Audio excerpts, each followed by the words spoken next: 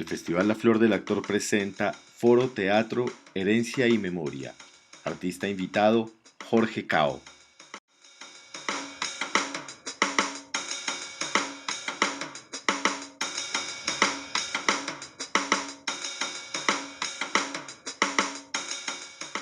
Bueno amigos, estamos en una jornada más de nuestro Foro Teatro Herencia y Memoria. Hoy tenemos como invitado a uno de nuestros homenajeados del día y que es nuestro colega, amigo, ese gran reconocido y grande y talentoso actor que es Jorge Cao, que está aquí en el Festival La Flor del Actor, homenajeado por sus 56 años de vida artística, de carrera de actor, de una enorme carrera en el cine, en el teatro, en la televisión. Y tenemos aquí a Jorge en el Foro Teatro Herencia y Memoria. Jorge, bienvenido. Y este espacio es muy querido por mí y por nosotros en el festival, porque este es el lugar donde nos vamos a poner curiosos y donde vamos a indagar un poco más sobre tu vida y tu obra. Y vamos a intentar que nos cuentes algunas experiencias durante este espacio, durante una hora que vamos a charlar, algunas experiencias que han marcado tu vida como actor. A mí me gustaría empezar como un poco por el final, digamos. Ahora tú eres un hombre que tiene 56 años de carrera artística como actor. Y yo quisiera como preguntarte, en el lugar en el que estás ahora, ¿qué fue lo que te trajo hasta acá? ¿Dónde empezó todo esto? ¿Sí? ¿Cuál fue el hito en la remota infancia o en tu vida pasada? ¿Cuál o cuáles pudieron haber sido hitos que marcaron tu vida para que hoy día tú seas quien eres? O sea, origen. Yo pienso, yo no sé si yo fui al teatro, si el teatro vino a mí, o si yo era teatro pero no tenía conciencia de ello. Eso define ese primer impulso, ese primer encuentro. Yo era un niño muy hiperkinético.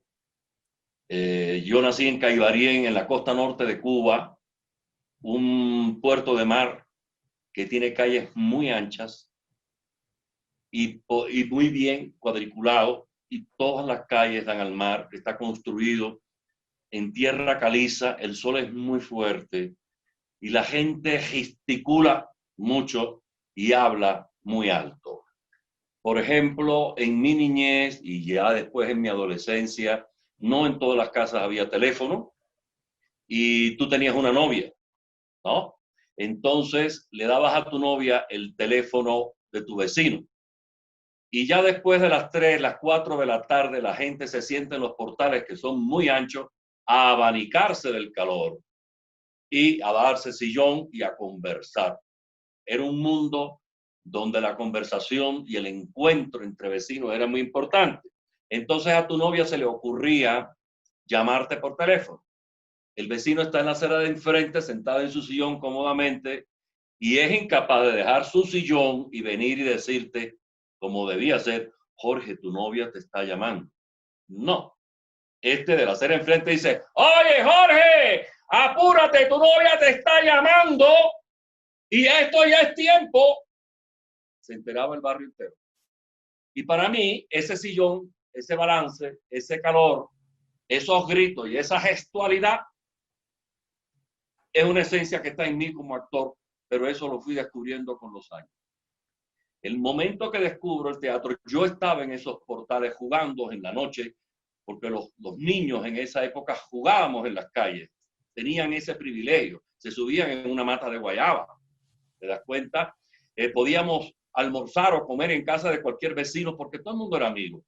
Era otra realidad que circundaba, que unido a la luz, a ese espacio, pues te va dando un carácter. Al lado de mi casa existía una sociedad católica, los caballeros católicos. Yo sabía que eso existía ahí, pero yo no sabía que allí dentro había un teatro. Y esa noche yo estaba jugando a los agarrados y entré corriendo al teatro y empujé una puerta sin saber que era un teatro. Estaban las luces del escenario prendidas y había un grupo de actores ensayando una obra teatral. Yo quedé pasmado inmediatamente hechizado por eso. Y a partir de esa noche yo comencé a asistir.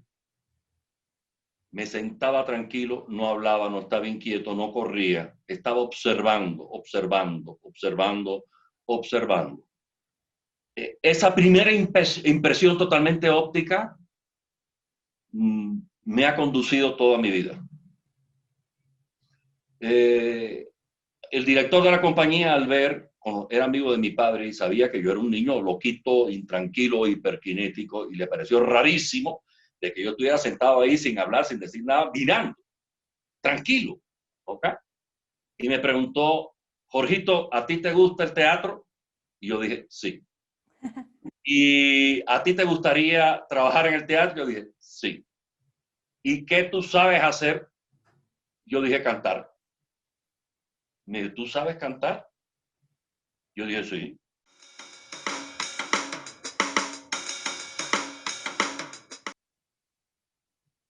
Me llevó donde estaba el director de orquesta, el maestro Pedro Coto, que después me acompañó muchas veces en mi vida. Era el pianista junto con Bebo Barlés del teatro musical. Hablaré después de eso. Y me dijo, mira, Pedro, él dice que sabe cantar. Y yo le dije, sí. ¿Y qué canción te sabes? Y yo dije, Contigo a la distancia. Hacía 5 años que César Portillo de la Luz había compuesto Contigo a la distancia. ¿Qué edad tenías ahí? 8 años. Eso es junio, julio de 1953. Así que saquen la cuenta que el viejo está regalando hoy. El tipo hace una introducción y el niño arrancó a cantar como si hubiera cantado toda la vida acompañado. ¿Ok? El director del teatro dijo, oh, un niño en un espectáculo siempre es muy atractivo y hay entraditas. Y así debuté en el teatro. A los 2 meses, la compañía seguía teniendo espectáculos y me dijeron, vas a hacer el primer papel, vas a actuar. Yo dije, sí, sí. ¿Y qué tengo que decir? Porque ya yo sabía que había que decir. ¿Ok? Entonces me dijeron, mira, lee aquí. Y yo leí, esta carta y este paquete lo manda el señor Pepe Rendijillas. No decía nada más. Era un juguete cómico de los hermanos Álvarez Quintero. ¿Ok? En esa compañía, además de actuar, había como un show al final. Eso es teatro vernáculo, teatro popular, que recorría las ciudades de Cuba por el norte y por el sur. Iban de pueblo en pueblo. ¿Ok? Entonces, esa noche ocurrió otro hecho que ha sido fundamental. Yo entré a escena, dije mi texto, pero el texto, la escena era con el director de la compañía y cuando yo entré tropecé. Dije el texto y sentí por primera vez en mi vida una carcajada. Enloquecí. Cuando yo sentí esa respuesta del espectador, ahí descubrí el teatro. Este hombre empieza a improvisar y yo improvisé. Como un niño más, o sea, era pasar del portal de mi casa a un escenario para hacer lo mismo. ¿Ok? Entonces, así, desde ese momento yo no me he bajado nunca más del escenario. Ya después vino Radio Caibarien, el Club del Rock and Roll, una película para la Club Mex, dirigida por un señor que le decían el Indio, y había un fotógrafo que era maravilloso, que así, con las luces, el Indio me llevaba a todas partes. Con los años me di cuenta que, y si ella volviera, la dirigió el grandioso director del cine mexicano, el Indio Fernández, y que aquel señor que ponía las luces y me decía, Jorito, córrete, era el maestro Gabriel Figueroa, el más grande fotógrafo del cine latinoamericano. Y eso fue una experiencia con 8 años y medio, 9 años, etcétera, etcétera, etcétera. No es hasta que triunfa la revolución que, porque en ese aspecto de la niñez fue simpático. Ay, el hijo de Cao, qué gracioso, hace así, ¿no? Pero mi familia viene de la salud pública, ¿ok? Eran médicos, dentistas, etc. No hay artistas en tu familia. No. Escénicos. Un tío totalmente bohemio, mi tío Andrés, a quien le hice el homenaje con La Pasión de Gavilanes, que era la segunda voz de Cindo Garay. Por eso yo me sabía las canciones. Nadie sabía que ese niño que corría en el portal de casa de mi abuela en la playa los domingos, se abrían los portones, se sentaban todos esos grandes trovadores. Sindo, Corona, Pablo León, etcétera, y tomaban cerveza y cantaban y comían. Esa era una tertulia de todos los domingos. Y yo era un niño que corría. Y así me aprendí Longina con el autor ahí, pero corriendo. ¿Me hago entender? Entonces, es una época en que en mi pueblo, esa niña es mía, había un movimiento cultural inimaginable. Inimaginable. Eran 5 orquestas, había orquestas de mandolinas y de cuerdas. O sea, había una influencia cultural y de una necesidad cultural que penetró a todos los sectores de la sociedad. Cuando yo dije que quería ser cantante de ópera, eso es lo que yo quería hacer, ¿no? Me dijeron que no. Un hijo mío, artista no. Y empieza una batalla que duró más de 3 años. Yo me trepé en mi mata de aguacate y me decían, Jorge, ve a comprar. No. Jorge, vamos a almorzar. No. Jorge, no. Era el no. Y con el no, mi abuelo siempre me fue mi alcahueta y llegó otro año más y yo dije, me voy a La Habana y voy a ser cantante de ópera. Fui a La Habana, llegué al Conservatorio de Rastro de Alascuarín, el más antiguo conservatorio de música de este continente. Fue creado en el siglo XIX. ¿Ok? Por eso la tradición musical de Cuba es tan fuerte, tan fuerte, tan fuerte, porque hubo escuela, hubo estructura y hubo en 5 siglos influencia de la ópera italiana, de la ópera alemana y de todo eso. Yo hago mis pruebas, se me acabó el dinero que tenía y yo había alquilado una casa de huéspedes y de loquito di la dirección de la casa de huéspedes. Me gano la beca y mandan la beca para la casa de huéspedes y yo no me enteré nunca. Otro año más en la mata de aguacate. Llego a La Habana, contra toda mi familia, peleado con todo el mundo, ¿ok? Con 15 pesos en el bolsillo, que por supuesto los primeros 4 perros calientes y una Coca-Cola, se me acabó el dinero. Cambiaron cómo habían sido, cómo eran las pruebas, ¿no? Para eso. Y ahora era en el aula magna, con una cantidad de viejitos miopes, con unos, yo no sé por qué los músicos todos son miopes. Entonces, es que estaban ahí y todo el mundo en el salón y aquella gente que tú mirabas te daba pánico. Yo venía ya con un año que mi sistema nervioso estaba muy mal. Y cuando dijeron, el número tal, Jorge Cao, me vomité delante de todo. Ay, Jorge. En el teatro. Salí corriendo, me metí en el baño a llorar. Entonces un maestro dio la vuelta y me dijo, ¿usted estuvo aquí el año pasado? Y yo entre lágrimas y sintiéndome como un zapato, le dije que sí. El hombre fue, buscó y yo tenía un acumulado de 98 puntos, o sea, tenía la beca. A este hombre le hago el resumen y me dijo, ¿usted ya está más tranquilo? Y yo le dije, sí. Entonces vamos a hacer la prueba. Era el maestro Francesco Domenech, uno de los grandes maestros de la lírica cubana, el profesor de la gran María Remolá, de Sara Carpentier y todas las grandes cantantes de Cuba. Era el maestro que trabajaba directamente con Ernesto Lecuona. Pero la realidad es que mi psiquis estaba tan mal que esa prueba yo no pude con ella. O sea, me daban un acorde y yo cantaba en la nota al lado. O sea, no podía. No podía. Eso me frustró terriblemente. Entonces fui a casa de unos parientes míos y mi prima Yolanda, que era médico, que estaba en los últimos años, tenía una amiga que era actriz, además de médico, y trabajaba en la Sala Las Máscaras que dirigía Andrés Castro. Era una de las salas más importantes que tuvo Cuba desde la década de los 50 y donde la gran estrella era doña Antonia Rey, una mujer obesa que como el marido era el director de la compañía pudo hacer todo. las muchachitas, las damitas jóvenes, las cosas de Lorca.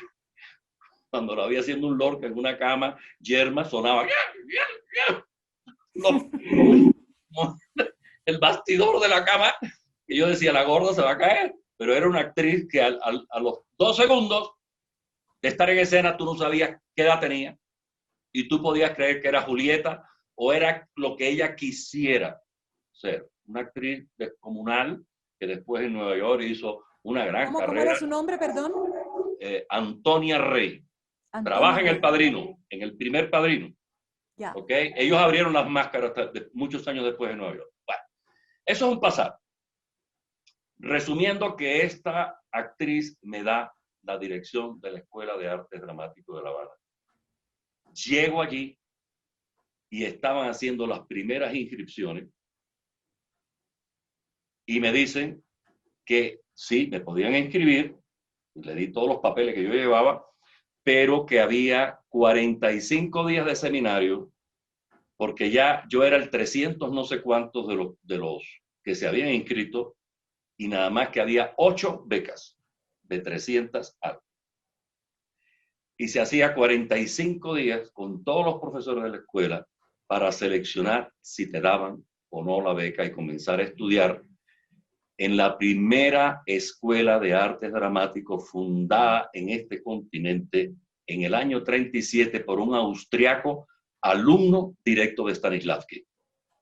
Todos aquellos señores que estaban allí ahora, Modesto Centeno, Roberto Garriga, Vicente Revuelta, Adolfo de Luis, Francisco Morín, todos, María Isabel Sáenz, todas esas gentes fueron alumnos de este hombre, y ese fue la persona que introdujo en Cuba el sistema o el método de Stanislavski.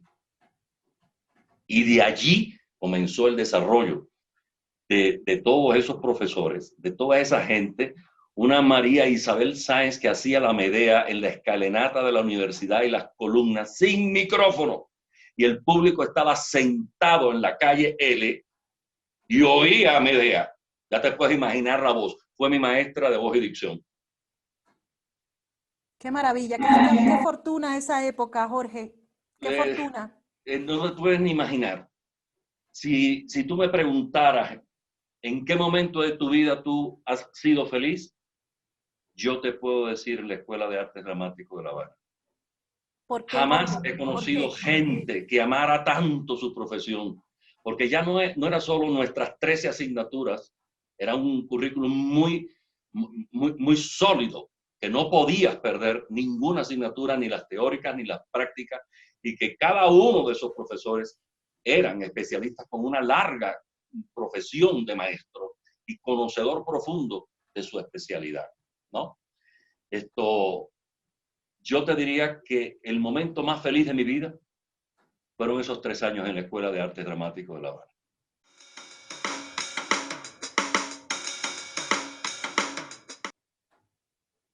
Ahí aprendí a amar mi profesión, ahí aprendí la ética de esta profesión, ahí aprendí la disciplina, que yo creo que es el 99% de esta profesión. Tú puedes tener mucho talento, pero si eres una persona que no estás organizada mentalmente, que eres indisciplinado, jamás vas a ser artista. No digo actor, artista, no lo eres. Un bailarín sabe todas las mañanas que tiene que irse a la barra a estirarse y a prepararse. Un pianista sabe que tiene que hacer no sé cuántos arpegios al día, te das cuenta, y un actor tiene que estar muy abierto a la observación, al desarrollo de su mundo vivencial y de lo que ocurre alrededor para poder tener referencias y después ser capaz de transformarse, cambiarse, ser el otro, que es la esencia de nuestra profesión, ¿no? Todo eso lo entendí, lo comprendí y lo acepté y lo asimilé como un sacerdocio. Eso soy yo. Cada quien que haga lo que quiera, pero eso ha sido una constante en mi vida. Llego al final de la escuela del último año y en ese momento había una cosa muy maravillosa. En Cuba había 37 agrupaciones de teatro dramático, todas esas grandes estrellas del pasado estaban vivas y todas esas grandes estrellas estaban en el escenario con unas profesiones inmensas porque habían hecho lo mejor del repertorio universal. Yo te puedo contar, por ejemplo, cuando Elías Kazan dirigió el tranvía llamado Deseo en Nueva York, a los 5 días se estrenó en La Habana y estaba viendo a María Brenes, Marlon Brando sentado allí con Elías Kazan. Algo pasaba en ese movimiento cultural, en ese movimiento teatral que viene de los 40, desde los 30, los 40, los 50.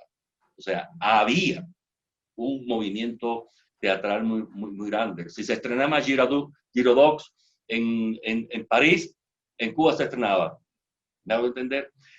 En los 5 siglos hubo una comunicación muy grande. Todas esas grandes compañías que venían de Europa a América tenían que llegar a La Habana o a Santiago de Cuba y los cómicos nunca hemos tenido dinero. Entonces, ¿qué tenías que hacer? Actuar para poder comer. Mucha de esa gente se enamoraron de las criollas, se casaron y ahí aparecieron los profesores de canto, etcétera, etcétera. Y encuentras a Joaquín Lorenzo Luaces en 1900, en el fin 1700, o sea, en el momento que Molière está escribiendo, Francisco Lorenzo Luaces está escribiendo, y no una obra. Tiene 25 textos, ese dramaturgo cubano. Después vemos a Gertrudis Gómez de Avellaneda, después vemos a José Jacinto Milanés, ya en el siglo XIX. Entonces, desde mucho antes que todo, por ese fenómeno geográfico, Cuba tuvo dramaturgia nacional. Si a eso lo unes en el 20, ese origen del 20 y esa escuela de artes dramáticos, y a eso le unes que el advenimiento de la radio fue en el año 27 y que había televisión nacional en 1950 y que esos directores que fueron alumnos de ese austriaco, alumno de Stanislavski, Wolmestre, el dueño de la CMQ, los mandó a estudiar televisión a Estados Unidos. Vemos que había un movimiento teatral, radial y televisivo muchísimo antes que en el resto del continente. Y todas esas personas fueron mis maestros y un poquitico nada más después fueron mis compañeros de trabajo. Jorge, sin duda la lista digamos que de las personas a las que tú puedes llamar maestros en tu vida, sin duda debe ser un poquito extensa, ¿no? Es muy extensa. Pero ya no para decirte escoge qué maestro te dejó las más grandes enseñanzas, pero también los personajes que hacemos, las obras, los grupos a los que pertenecemos, los compañeros con los que trabajamos, también se empiezan a volver como maestros de la vida de uno, ¿no? También como enseñanzas grandes. Total. Los personajes son los más grandes maestros, creo, o por lo menos son grandes maestros en la carrera de un actor, los propios personajes que nos toca afrontar. En esa medida, no sé, si tú quieres conversarme un poquito, a mí me gustaría saber esos personajes que tú hiciste en los primeros años de tu carrera en Cuba, o digamos antes de instalarte en Colombia, que relativamente poco tiempo, porque tú ya tenías una larga carrera en Cuba, cuando llegaste ya a trabajar aquí en Colombia. En esa primera fase larga de tu personajes, obras, directores, maestros que te hayan marcado, hechos escénicos que te hayan marcado, así puedes mencionar algunos tal vez para que los amigos conozcan de ti. Mira, es mucho Mérida, porque fue una oportunidad muy grande. El triunfo de la Revolución Cubana trajo una expectativa muy interesante del mundo entero y los grandes maestros del teatro mundial fueron a Cuba y uno tuvo el privilegio de dar talleres con muchísimos grandes maestros de todas partes. Por otro lado, yo no sé cómo definirme dentro del movimiento de lo que ha sido mi carrera, porque ha sido muchas etapas. Mi debut profesional realmente se produce en el Music Hall de Cuba, en el Teatro Musical, con la tía de Carlos, de Pepe, ay, Dios mío, La Noche de los Asesinos, Pepe Pepe Santos no, también hice Pepe Santos. Pepe Triana. Triana. Pepe. El gran maestro, Pepe Triana. ¿Ok? Con la dirección de Francisco Morín, que era el director de la Sala Prometeo y era la vanguardia de todos esos años que yo apunté ahora. ¿Ok? Pero en ese teatro musical me encuentro con un Adolfo Guzmán dirigiendo la orquesta, un Luis Trápaga, el coreógrafo, Alfonso Arao, ese gran actor mexicano, era el director general de la compañía y era el profesor de pantomima, junto con Federico Eternó, etcétera, etcétera, etcétera, etcétera.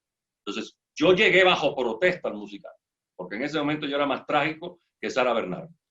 Pero el único de la escuela que podía cantar era yo, y dijeron, tienen que ir para allá porque era familiarización, encontrarse. Y descubrí la segunda escuela, porque allí había seminario, dábamos seminario de actuación con Vicente Revuelta, con eso te lo digo todo, que es el gran maestro del teatro cubano. Yo fui alumno de Vicente mucho tiempo, y creo que es el profesor de actuación que más influyó en mí en la primera etapa.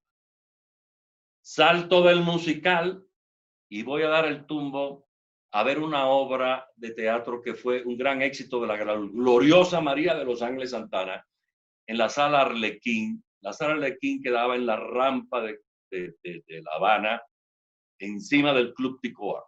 Esa sala la abrió Rita Montaner y murió Rita Montaner allí. ¿Ok?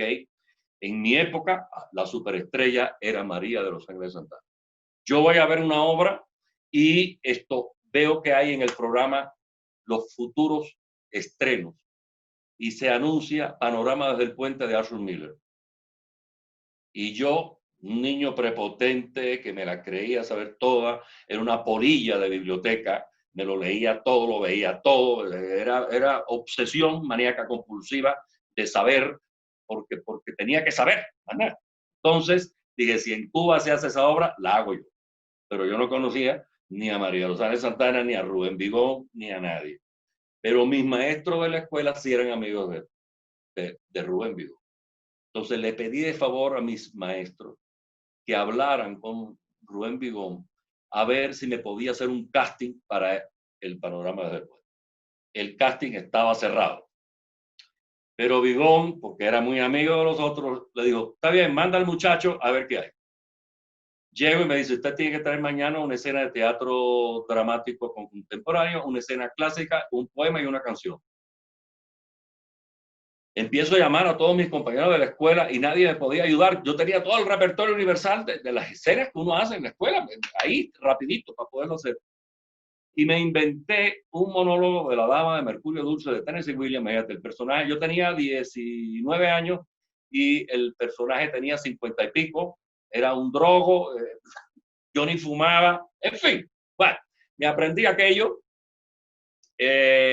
Cogí un fragmento del Ser o No Ser de Hamlet y una canción y creo que un poema de Guillén, no me acuerdo. Bueno, y esa era mi cosa y fui a hacer mi casting y el tipo dijo, bueno, empezamos por el teatro contemporáneo y arranco la escena y a mitad de la escena se me olvidó la letra. Le di la calva a Vigón. Entonces yo recordé, uno hace 3 acciones físicas, busca un apoyo, la memoria vuelve, no volvió nada, ni con las 3 acciones ni con nada. Le dije, discúlpeme, se me olvidó la letra. Dice, sí, bueno, usted es actor, se le puede olvidar la letra. Si fuera albañil, se le puede caer una pared.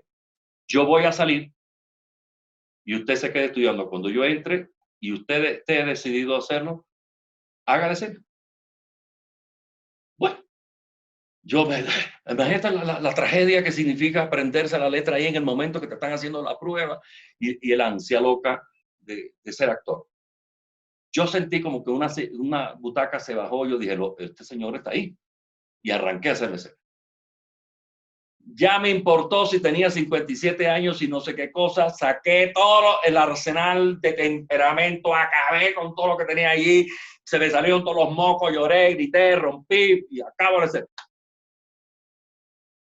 El tipo se me queda mirando y me dice, ¿y usted por qué quería hacer este casting? No sé, dice, porque usted va a dirigir Panoramas del Puente.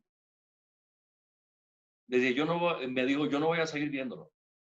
Tome esta obra y tráigame mañana un análisis dramático. Me fui para la casa de huéspedes, no era Panorama del Puente, era Ejercicios para 5 dedos de Peter Schaffer, mi primera gran obra de teatro dramático y mi primer gran éxito del teatro. Llego al lugar, yo no sabía, yo no conocía a nadie en Mérida, a nadie, ¿okay? Era un niño. Y ahí estaba mi diosa preferida, la María de los Ángeles Santana. Yo había hecho un análisis dramático con todos los, si Rimbaud dijo no sé qué, si fulanito no sé qué. Esa pendejada que uno tiene en la cabeza cuando es joven, que no sirve para nada, pero bueno, uno cree que sí. Y lleno de papeles. Y entonces me sentamos, Vigón dijo, mire, él se llama no sé qué, no sé cuánto. María de los Ángeles se sonrió, pero nada más. Y me dijo, a ver, Jorge, su análisis. Ay, Dios mío, yo estaba aterrorizado porque estaba ella allí. Yo la amaba por encima de todos los museos. Amaba a María de los Ángeles. Se me caían los papeles, el uno se me fue para el otro. Bueno, fue un desastre mi presentación. Y de pronto siento aquella voz impecable, llena de una dicción única. Se le sentía todo. Me dice, mi vida, ¿no te parece que es ta, ta, ta, ta? Y con 4 palabras hizo el análisis dramático que yo había estado toda la noche en la biblioteca con Graciela Pavolotti ayudándome a hacer todos aquellos papeles. Ahí oí la dicción de María de los Ángeles y me di cuenta que yo tenía una papa en la boca, que yo todavía no podía hablar en el teatro. Y cuando salí me puse un lápiz y durante todo el tiempo de ensayo, mañana, tarde, noche y día, yo nunca más me quitaba el lápiz para comer. Yo estuve con el lápiz por la calle, por todas partes, y cuando se abrió el telón, en ninguna crítica dice que yo no podía hablar. Hablé. Fue mi segunda escuela. Mi tercera escuela. Ya voy por la tercera. Y María de los Ángeles, aprendí qué cosa es ser realmente un artista, qué cosa es tener la responsabilidad de un protagónico, echártelo a cuesta y salir para adelante. Qué cosa era la ética, la disciplina, la modestia. Ella se convirtió en mi madre en el teatro, Gloria esté. Fui su hijo durante muchos años. No la pude acompañar en sus últimos años de vida y lo siento mucho. Actué con ella en más de 5 obras teatrales y siempre fue una experiencia muy grande, una experiencia no solo profesional, sino una experiencia de vida de una gran importancia. Le doy gloria todos los días a María de los Ángeles porque fue un ser muy influyente en mi vida. Sí. Si yo uno María, hubo a Adela Escartín, a Vicente Revuelta, a Humberto Arenal, durante muchos años tuve los mejores directores del teatro cubano, fueron la gente que me guió, que creyó en mí y que me dieron las oportunidades. Y fui pasando de ese teatro de texto de los grandes dramaturgos, como Ibsen, O'Neill, hice todo, Mérida. Fue un momento muy particular. Muchos de los jóvenes actores, o los galanes, como se llamaban, que ya no eran tan jóvenes, se fueron de Cuba, pero las grandes primeras actrices no. Y yo mezclé esta etapa de las salas privadas con la televisión cubana, y ahí me encontré a todas. A la Marixa Rosales, a la Rosa Fornés, a la Rosa Felipe, a la Consuelo Vidal, a la Verónica Lin. Pude actuar a José Antonio Rodríguez, por favor, no se me puede olvidar. Pude actuar con todos los grandes, y fui dirigido. Yo fui pasando, por ejemplo, de Arlequín, tuve el privilegio, eso fue algo insólito. Tuve una discusión en Arlequín con una novia que yo tenía, una gran actriz española que llegó a Cuba y éramos noviecitos. Y entonces ella se olvidó una noche de una función de una cartera y el director se puso histérico y la puso como un zapato y yo era el novio y el machismo cubano, tú sabes que eso es muy grande. Lo mandé allá, tú sabes para dónde, y le tiré un cenicero Y por supuesto, ella se quedó en el grupo y a mí me votaron. Y me quedé en la calle sin llavín. Entonces me enteré que mi profesor de actuación, el gran Modesto Centeno, estaba dirigiendo en el Teatro Vernáculo de Cuba, el Teatro Martí, con Candita Quintana, Carlos Pou, Américo Castellano, toda esa gente, ¿no? Una obra que fue la primera obra que escribió el gran dramaturgo Carlos Felipe, que se metió en el mundo del teatro vernáculo. Pero el personaje mío estaba dentro de un melodrama y era Carlos. ¿Te das cuenta? Entonces, mi personaje era realista dentro de aquel mundo. Cuando comenzaron los ensayos fue terrible porque yo era demasiado stanislavskiano y yo necesitaba esto, etcétera, y ellos hablaban en proscenio, oye, no sé qué, y hacían todo el teatro vernáculo genial, ¿ok? Y yo no podía actuar. Entonces, un día yo me dije, yo voy a hacer esta escena al máximo de mis facultades. Y si esta gente no se meten conmigo, yo tengo que renunciar. Y era mi primer contrato de buena platica de un actor principiante. Arranca el ensayo y yo hablaba con el alma del tambor y hacía toda una escena muy dramática. Y caí al piso llorando, pero caí de espalda. Ellos tenían sus camerinos allá atrás y se sentaban en unos taburetes, fumaban sus tabacos, ellos vivían ahí. Candita tenía sus gatos, se inyectaba para sus pruebas del riñón. Era un mundo alucinante de la gente que hizo la historia del teatro popular cubano. Y yo los estaba viendo ahí en primera fila. ¿Me hago entender? Caigo allá y siento a Américo, te cierro con esto porque sé que me he extendido. No, está perfecto. Te iba a hacer solo una pregunta, pero para dejarte continuar. Tenemos unos minutos más. Bueno, Américo Castellano hacía el gallego del teatro vernáculo. Un vozarrón más inmenso, le grita al director, ¡Centeno! ¿Cómo es posible que tenga ese muchacho de espalda con esas caras? Dijo el viejo, y ese día me adoptó todo el mundo. Pasé esa experiencia. De allí salí al Teatro Juvenil de La Habana para hacer Una novia para el rey, y eso abrió, esto es otro acontecimiento. No había pelos largos, ni minifalda, ni música pop. Y esa obra dio paso al mundo pop art, a la minifalda, al pelo largo, a los pantalones de no sé qué, etc.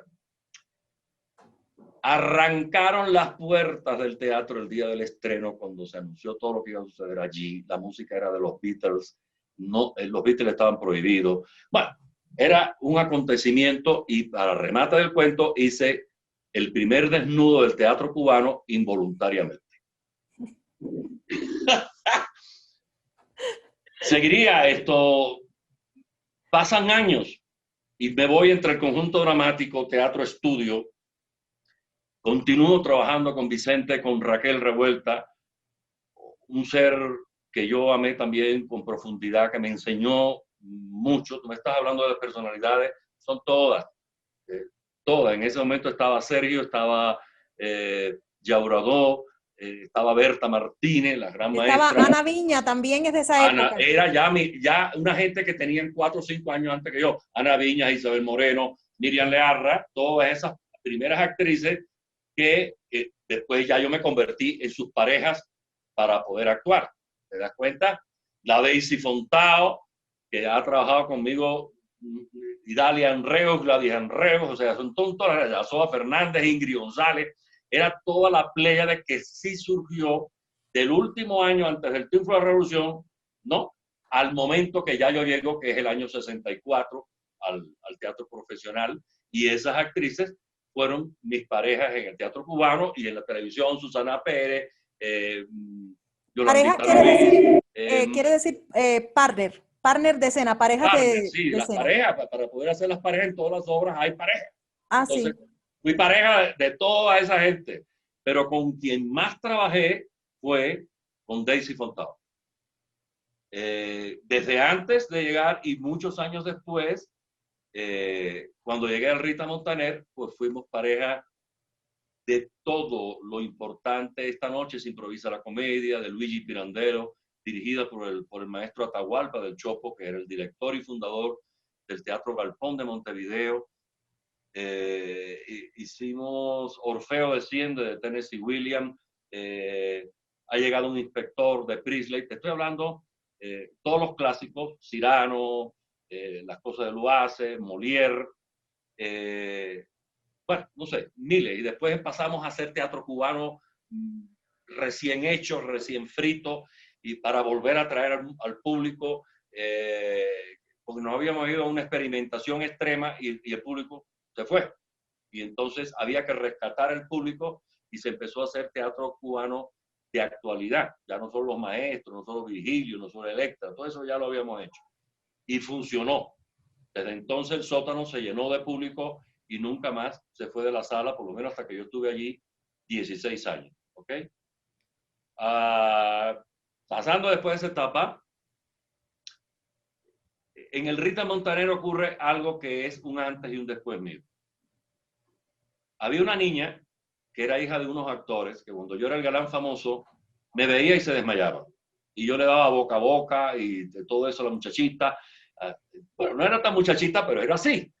Un ser de esos anodinos que ningún cubano mira para ver si está bien de nalga. No, de esa gente que pasa gris, ¿no? Y en un momento determinado esa muchachita desapareció. Pasan los años y un día llego al grupo y me dice el director de esa época, oye, me llegó María Elena Ortega del Lunacharki de Moscú y quiere hacer su obra de diplomación. Le dieron el permiso, Gancheró le dio el permiso que quisiera su obra de diplomación en Cuba y dice que tú eres su actor preferido. Y digo, pero esta niña, esta es la hija de Hilario. Sí, sí. Bueno, esta niña que llegó al Lunacharki y Gancheró le dijo que no, que las mujeres no eran directoras. Siendo la asistente de dirección de Gancheró, uno de los últimos alumnos de Stanislavski y uno de los grandes del Teatro de Arte de Moscú, ¿no? Director del Lunacharki. Trabajé con María Elena 10 años. En 10 años hicimos un repertorio gigantesco y ahí confirmé y estructuré mi técnica. En un momento determinado ella me dijo, yo no tengo nada más que enseñarte, te tienes que ir a Moscú a confrontarte con eso. Y había como un tipo de máster, pero no es un máster así tan rígido como era 8 meses, ¿no? Y eran actores profesionales de todas partes, japoneses, alemanes, de todos lados, con el maestro Gancheró. Yo creo, y puedo decirlo limpiamente, que no aprendí nada nuevo, porque ya todo me lo había enseñado ella. Lo que confirmé que esta muchachita, lo que me había enseñado tenía un valor extraordinario. Y el cierre de ese momento de mi historia es La Gaviota de Chekhov, dirigida por Gancheró, actuada por actores de todas partes, y cada uno habló en su idioma para demostrar qué cosa es la acción interna. Y se hizo La Gaviota. Creo que fue una de las cosas más importantes desde el punto de vista artístico y cultural y del conocimiento más importante que ha pasado en mi vida. Ese máster era de actuación y dirección, pero yo llego a Cuba y mi plantilla era de actor, no de director. Entonces empezó el lío con los directores y tú ves la década de los 80 y si tú ves la cantidad de obras del repertorio universal que yo hice, tú te preguntas, bueno, ¿en qué momento este hombre durmió? Hasta que yo tomé conciencia que los directores no querían que yo dirigiera. Porque yo venía con el mito de Moscú, ¿ok? Entonces, sí, perdóname aquí un momentito que para que se entienda, porque es que como es un contexto tan diferente al de todas partes, ¿no?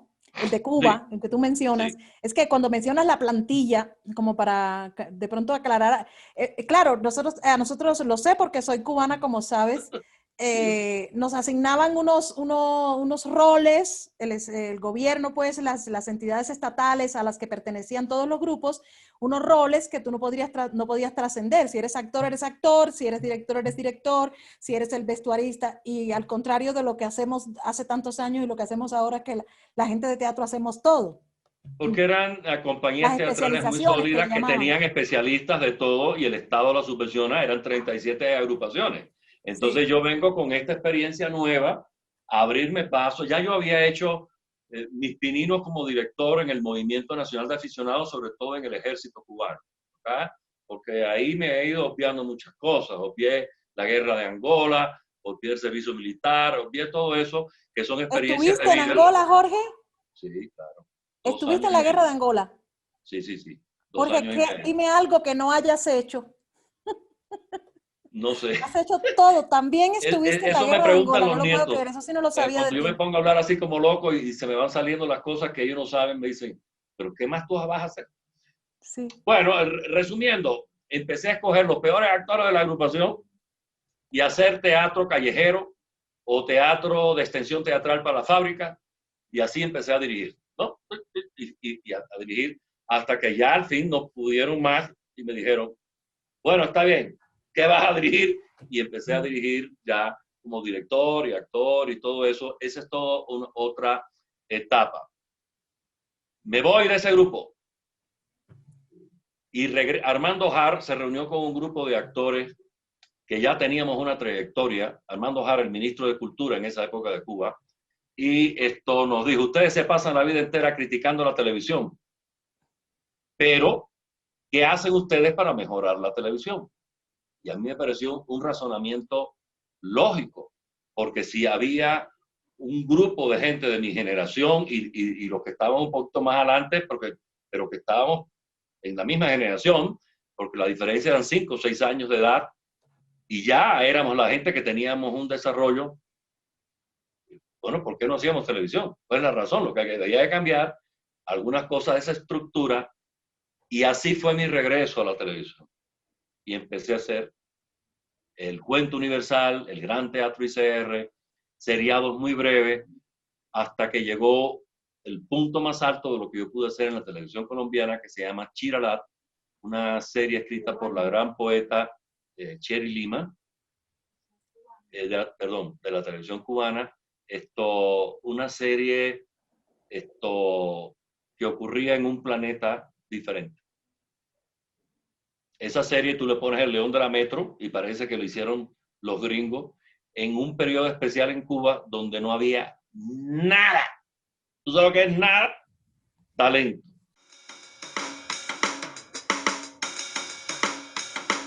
Tú eras una niña en ese momento, pero ¡ay, amor! Yo era mi primer gran villano de mi historia, ¿ok?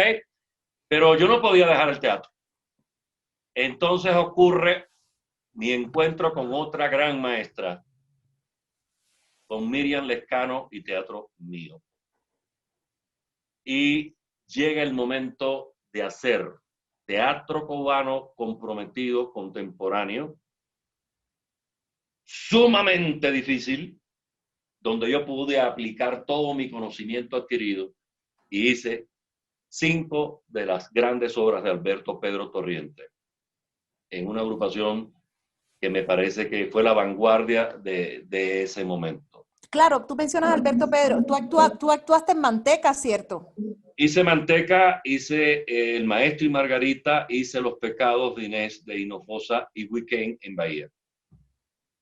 Son 4 de los grandes textos de Alberto. Fue un encuentro extraordinario. Y ahí tengo por ejemplo, cuando hice Delirio Habanero, ¿no? Teníamos un equipo de psicólogos, de etnólogos, muy grandes alrededor, porque estábamos tratando una complejidad psicológica muy grande, ¿ok?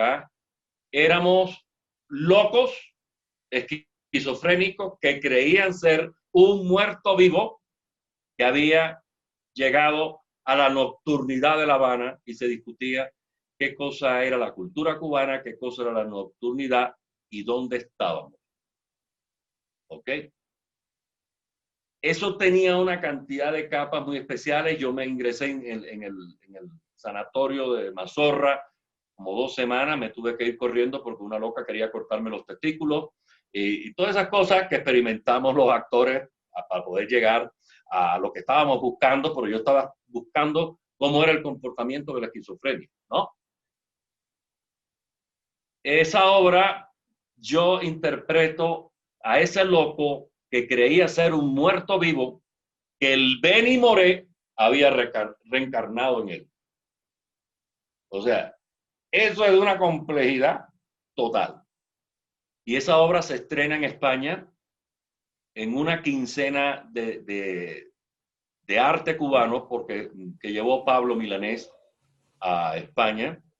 Fue mi primer encuentro con España. Yo había hecho ya giras por América Latina, por Ecuador, por Venezuela, por todos esos festivales, por Uruguay, por todos lados, y en todas partes me fui confrontando yo con un nuevo público que no me conocía, que no tenía mis antecedentes, y me fui dando cuenta que yo tenía unas posibilidades específicas y que yo tenía que seguir desarrollando todas esas capacidades.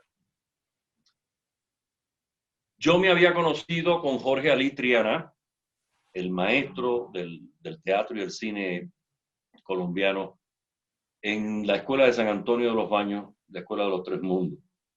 Yo impartía actuación para los futuros directores y Jorge fue a dar un taller de dirección para esos alumnos.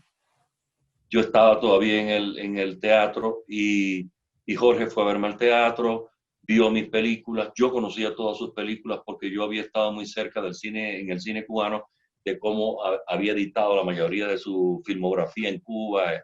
En fin, ese momento había un gran reciclaje de Sergio Cabrera, Jorge Ali, etcétera, de los directores del cine colombiano que trabajaban con los fotógrafos y los editores del cine cubano, ¿no?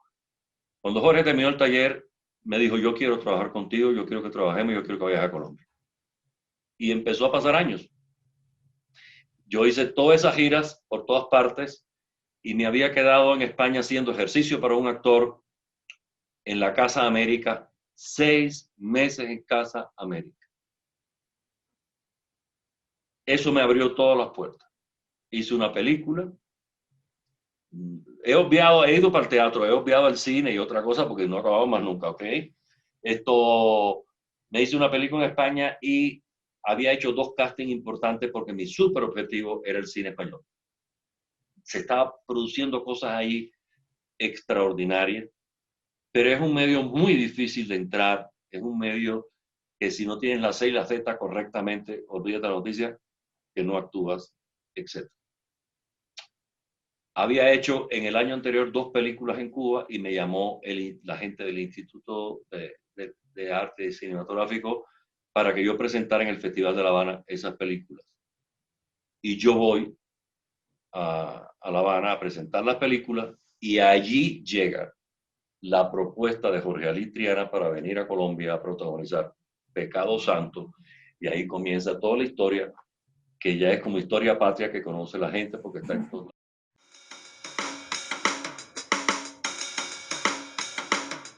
Yo sí pienso que el teatro es un arma sumamente fuerte que tiene la cultura de un país para poder comunicarse y llegar a cientos de miles de personas. Es más fácil un espectáculo teatral, 2 minutos en escena, que 100 discursos. No tengo ni la menor duda, yo pues confronté eso. Yo actúo en todas partes, en una patana en el medio del océano, en cualquier cañaveral. Yo he actuado en todas partes. Una experiencia de vida muy rica en un momento de gran ebullición y de gran intercambio. Fui alumno de Santiago García, fui alumno del maestro Enrique Buenaventura en Cuba y todo el movimiento del nuevo teatro. Por allá pasó todo el mundo y yo fui alumno de cualquiera. No me importaba que viniera, yo quería saber qué es lo que tenía aquel y siempre voy a ser así. Toda mi vida voy a ser un alumno porque esta profesión uno no acaba de aprenderla nunca. O sea, mientras más conocimientos tienes, más océanos hay como para conquistar y para averiguar en el alma del ser humano. El teatro es la fuente inspiradora del alma poética del ser humano. Ese es mi super objetivo y eso me lo digo y eso ha sido mi razón de vida. Ya no hablo más, habla tú. Sí, vamos a cerrar por tiempo también, Jorge, pero yo evidentemente no, yo no quiero hablar, yo quiero es escucharte. Yo me pasaría mucho tiempo hablando contigo, pero por el tiempo también que demanda la virtualidad y los programas virtuales. Sin embargo, antes de concluir, muy brevemente, a mí me gustaría que tú me dijeras, Jorge, en todos esos, digamos, en los distintos medios en los que tú te has desenvuelto como actor, teatro, cine, televisión, cine, teatro de calle, teatro de sala, radio, has hecho muchas cosas en el ejercicio, desde el ejercicio del actor. Y son distintos los recursos expresivos que se requieren para cada una de las distintas modalidades y formas de, que nos acercamos como actores a los distintos géneros, ¿no? Los recursos expresivos son distintos, pero ¿qué no cambia? ¿Qué es esencial y siempre está en el ejercicio del actor, a pesar de que los recursos expresivos sean diferentes tanto para la televisión como para la radio como para el teatro? ¿Qué no cambia? Bueno, me voy un tricito adelante para definir una cosa que creo que es lo que me puede dar luz para poderte llegar a eso. Existen dos grandes escuelas de actuación, la escuela de la representación y la escuela vivencial de la actuación. A partir de esas dos escuelas hay infinidad. El árbol es inmenso y depende también de los creadores de este siglo que han hecho experimentaciones y búsquedas hacia todas las formas creativas del ser humano. ¿Ok? Y eso es esencial. Y eso es esencialmente el teatro, una búsqueda constante, una búsqueda constante. Ahora, yo me considero un actor del mundo vivencial de la actuación. Con los años y esa experiencia de irme al Music Hall o al Teatro al Guiñol Nacional de Cuba, a los Títeres, o al Teatro Dramático de Sala, o actuar en los Cañaverales, o lo que fuera, de lo que me tocó hacer en cada momento, me di cuenta que partiendo de esa escuela, ese es mi resultado. Entro en las diferencias de los géneros, ¿ok? En los estilos, pero para eso tú tienes que tener un intelecto entrenado y un cuerpo entrenado. Tu cuerpo es tu instrumento de trabajo. Ahora bien, yo creo que hay una sola cosa, el actor. Hay actor o no eres actor. Yo no creo en actores malos. Yo creo que no, eres o no eres actor. Y se acabó. Sí. Entonces, a partir de eso, cuando tú llegas al cine o a la televisión, ¿qué sucede? Cuando uno está en un escenario, tú dices, bueno, una sala muy íntima, de esas salas de bolsillo, no hay ningún problema. O sea, tú tienes al público ahí agarrado de tu mano. ¿Te das cuenta? Tú puedes pensar, hacer, etc. Si tienes que dar un grito, no tienes que dar un grito con el cuerpo. Puedes dar el grito porque está dando el grito ahí mismo, ¿no? Entonces, la adecuación para los medios es exclusivamente la expresividad. La creatividad es la misma. Si yo estoy en Colsubsidio, que tiene una inmensidad de escenario, yo sé que tengo que expresar más grande con mi cuerpo, porque si no, aquel que está en tertulia en el tercer piso, ni me ve ni me oye. Pero si tengo una cámara de televisión o de cine que me tiene aquí en un primer plano, me hago entender, y que duplica 12 veces mi imagen, lo que tengo que ahorrar es la expresividad. El pensamiento, la motivación es la misma. Exactamente. No hay Exactamente. Otra. Exactamente. Yo te hago esta pregunta porque tú tienes la experiencia de haberte involucrado profundamente y durante mucho tiempo en diversos medios, ¿no? Y yo creo lo creo así también, Jorge. O sea, los recursos expresivos, la forma en que ejercemos la interpretación y la actuación varía, pero el resorte emotivo, lo que está internamente en el alma del actor, es esencialmente lo mismo. ¿Eres actor o no eres actor? Ahora me haces recordar a tu maestro Vicente Revuelta, que no fue mi maestro desafortunadamente, pero tuve la suerte de conocerlo ya anciano, ya viejito. o no tan viejito, bueno, mayor, pero no interactué con él directamente, pero sí fui a sus conferencias alguna que otra vez y dijo una frase que siempre me quedó y decía, ¿el actor tiene gandinga o no tiene gandinga? A mí me quedó eso, Bomba, porque corazón, ¿qué es lo que gandinga dice? es como decimos los cubanos, a vísceras. Entonces, ¿el actor tiene vísceras o no tiene vísceras?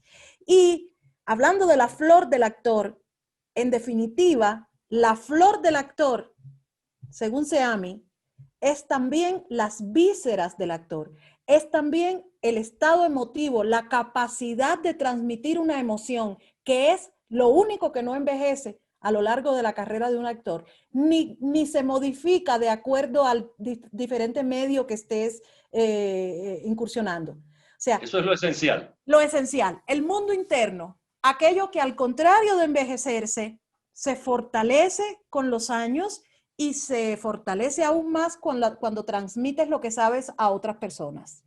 La flor es lo que permanece y es lo que también yo creo que se conserva en todos los medios, Jorge. Pues Jorge, realmente por tiempo y única y exclusivamente por tiempo, vamos a dar por finalizado nuestro foro Teatro, Herencia y Memoria en esta jornada de hoy con Jorge Cao, que ha recibido con todo cariño y le hemos entregado con todo cariño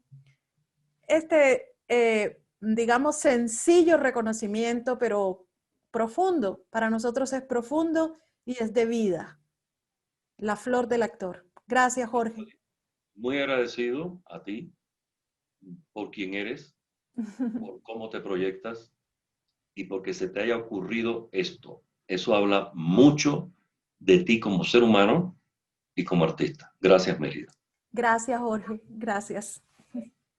Que nos Amén. abracemos pronto. Amén, así sea. Muy Que pronto. así sea. Gracias. Bendiciones.